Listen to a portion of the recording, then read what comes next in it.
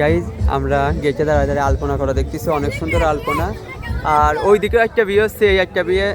আশা কি তোমাকে অবস্থা কি কি এনে দাঁড়াই রয়েছিস কেন গেটে ভিতরে না যায়? ঠান্ডা বাতাস খাতে বাইরে। আর শান্তনার ফাঁকা কই আজকে তো সারা ভাত সেই রকমই দিছে। আশা সারা ভাত কেমন ভাব দিছে?